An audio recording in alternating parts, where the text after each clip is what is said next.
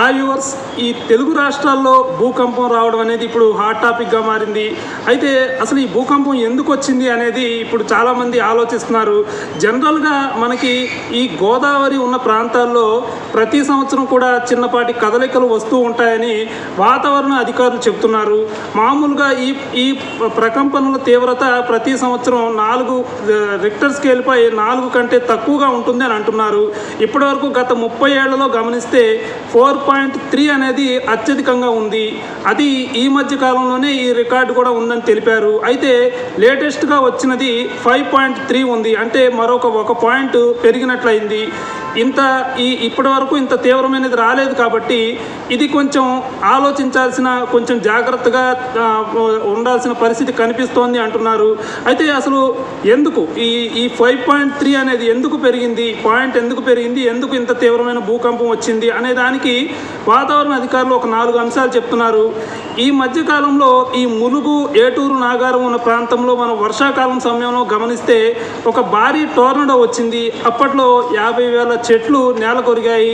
అంటే ఈ ప్రాంతం, ఈ అటవీ ప్రాంతం, ఎక్కువ ఏజెన్సీ ప్రాంతం ఉన్న చోట వాతావరణంలో చాలా తీవ్రమైన మార్పులు వస్తున్నాయి అనేది ఒక అంశంగా ఉంది. ఇక రెండో అంశం చూస్తే ములుగు ప్రాంతం, ఈ చుట్టుపక్కల అంతా కూడా సింగరేణి గనుల తవ్వకం ఎక్కువగా ఉంటుంది.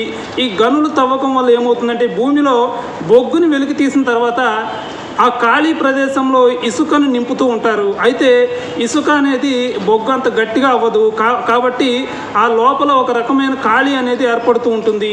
ఇట్లా ఖాళీ అనేది కొన్ని సంవత్సరాల పాటు అలా పెరుగుతూ ఈ భూమిలో గట్టిదనం అనేది తగ్గిపోతుంది అనేది రెండో అంశంగా కనిపిస్తోంది. మూడో అంశంగా చూస్తే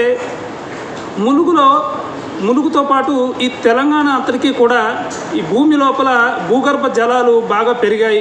ప్రధాన కారణంగా కాళేశ్వరం ప్రాజెక్టు కూడా నిర్మించిన తర్వాత గోదావరి జలాలని భారీ ఎత్తున తెలంగాణకు తరలించి చాలా చోట్ల చెరువులు, కట్టల నిర్మాణాలు బాగా పెంచారు. తద్వారా జలాలు అనేవి తెలంగాణ భూమిలో భూగర్భ జలాలు పెరిగాయి. దీనివల్ల కూడా కొంతవరకు భూమిలో గట్టిదనం అనేది తగ్గుతుంది అని వాతావరణ అధికారులు అంచనా వేశారు. ఇక 4వ అంశంగా గోదావరి నదిని చెప్తున్నారు.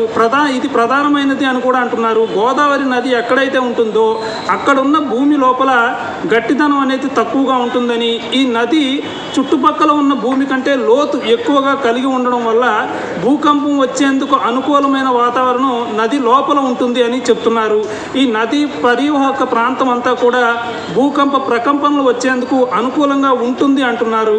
ఈ కారణంగానే ములుగు దగ్గర భూమి లోపల 40 కిలోమీటర్ల లోపల భూకంపం రావడానికి ఈ గోదావరి నది కూడా ప్రధానమైన కారణం కావచ్చు అని అంటున్నారు. ఇట్లాంటి అన్ని అంశాలను లెక్కలోకి తీసుకుంటున్నారు. అయితే ఈ భూకంపం అంత ప్రమాదకరమైందా అంటే ఇప్పటివరకు వచ్చిన భూకంపాలు రిక్టర్ స్కేల్పై 4 వరకే ఉన్నాయి కాబట్టి 4 వరకు ఉండే భూకంపాలని చాలా చిన్న భూకంపాలుగా చెప్తారు. వాటి వల్ల ఎలాంటి ఇబ్బంది ఉండదు, అసలు ఆ భూకంపాలు వచ్చినట్లు కూడా మనకు దాదాపుగా తెలియదు. కానీ ఇప్పుడు వచ్చింది భూమి లోపల 40 కిలోమీటర్ల లోపల వచ్చిన దాని ప్రకంపనల ప్రభావం మనకి స్వల్పంగా అయినా కనిపించింది కాబట్టి ఇది కొద్దిగా ఆందోళన కలిగించే అంశమే అని అంటున్నారు. దీనిపైన శాస్త్రవేత్తలు, అధికారులు, జియోగ్రాఫికల్ నిపుణులు అందరూ కూడా పరిశోధన చేస్తున్నారు. ఫైనల్గా 1-2 రోజుల్లో దీని మీద ఒక రిపోర్ట్ ప్రభుత్వానికి ఇచ్చే అవకాశం ఉంది.